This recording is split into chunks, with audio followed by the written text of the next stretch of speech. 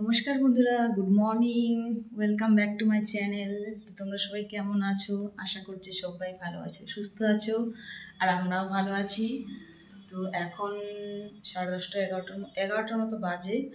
তো আমি এখন উপরে যাচ্ছি, মানে উপরের কাজগুলো এখনও কমপ্লিট করিনি, আর হাতে জামা কাপড় নিয়েছি। কেননা শ্বশুরমশাই জামা কাপড় রেখে গেছেন, ওনার জামা কাপড়গুলোকে কাচতে হবে। আর আমাদের ঘরে কারেন্টও নেই, মানে বৃষ্টির ওয়েদার খারাপ হলেই মানে কারেন্ট চলে যায়। তো সেই জন্য ওয়াশিং মেশিনে কাচা হবে না, আজকে হাতেই কাচবো, ঠিক আছে। তো ওয়াশিং মেশিনটা হয়ে একটু আমার হাতের মানে জল ঘাটার কাজটা একটু কমে গেছে যদিও। তো আজকে হাতে কাচবো। আর উপরে যাচ্ছি, উপরে এখন ঝাড়ু নিয়ে যাচ্ছি, ঝাড় দিতে হবে। তো দেখি যদি ঘর মুছতে পারি, ঘরটা মুছে নেব। তো চলো, আমার ভিডিওটা কন্টিনিউ তোমরা দেখতে থাকো।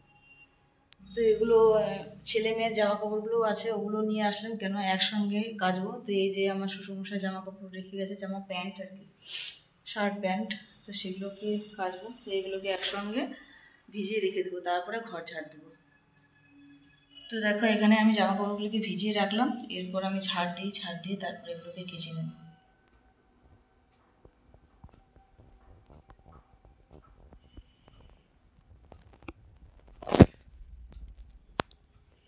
তো দেখো এগুলো কি অবস্থা করে রেখেছে,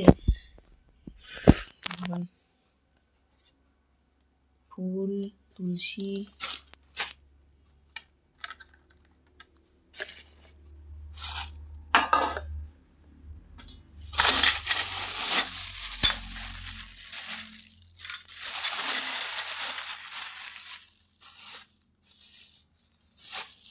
তো বন্ধুরা, তোমরা তো দেখতেই পেলেই কিভাবে ছড়ানো ছিটানো হয়ে আছে। তো বোতলে কি এনেছে জানি না, ছোট ছোট বোতলে। আর এই বোতলগুলো যে আছে, এই যে বড় বড় জলের বোতল না কিসে, গঙ্গার জলের বোতল আমি জানি না ঠিক। তো ওগুলোকে আমি আবার রেখে দিলাম ভালো করে। তো ঝাড় দিলাম, ঝাড় দেওয়ার পরে এবারে ঘরটা মুছে নেব। আর ঠাকুরের জিনিস, এই যে ফলমূল পুজো করেছে, ফলমূল প্লাস্টিকে ছিল, আবার ফলমূলগুলোকে নিচে রেখে দিয়েছে। তো এখানে আমাদের ঠাকুরের আসনটার মধ্যে দেখো দুটো তাক আছে, ঠিক আছে, দুটো তাকে জিনিস রাখার জন্য আছে।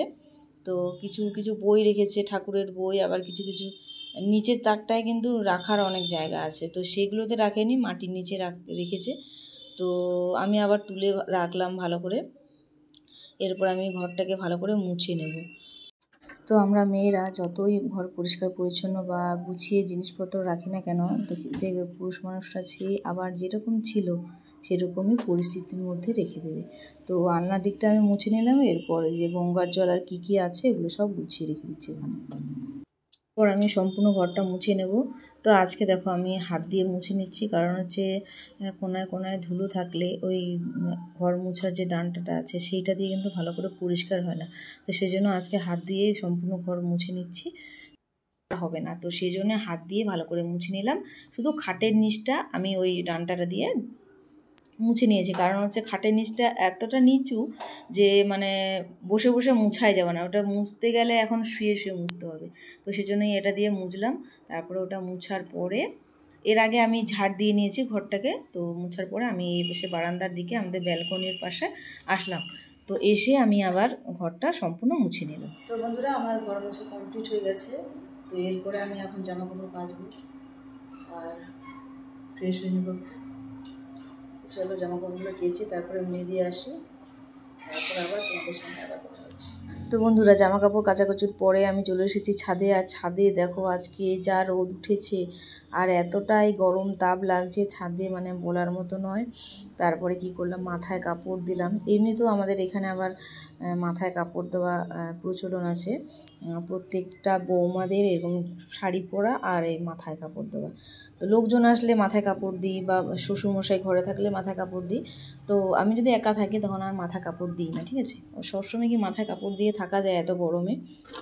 তো চলো ঝটপট আমি এগুলো মিলে দিই। আর দেখো, ঘর মুছতে মুছতে আমার শাড়ি গেছে ছিঁড়ে, তো স্নান করে আবার নতুন শাড়ি বের করে পরবো। তো বন্ধুরা, এখন আমি স্নান করব। মানে আজকে প্রচণ্ড পরিমাণে গরম পড়েছে, রোদ উঠেছে, তো সেজন্য একটু গরম লাগছে। তো কাজ করলাম আবার বেশি গরম লাগছে। তো এখন স্নান করব, স্নান করে খাওয়া দাওয়া করবো। তো চলো, আজকের মতন ভিডিওটি আমি এখানে শেষ করছি। যদি ভালো লেগে থাকে অবশ্যই একটা লাইক করে দিও, আর চ্যানেলটিকে সাবস্ক্রাইব করে দিও যারা ইউটিউব থেকে দেখছো। আর যারা ফেসবুক থেকে দেখছো আমার প্রোফাইলটি ফলো করে দিও। আমার ইউটিউব চ্যানেলের নাম হচ্ছে মাই ড্রিমস ব্লগার, আর ফেসবুক হচ্ছে শম্পা রয় মাইতি।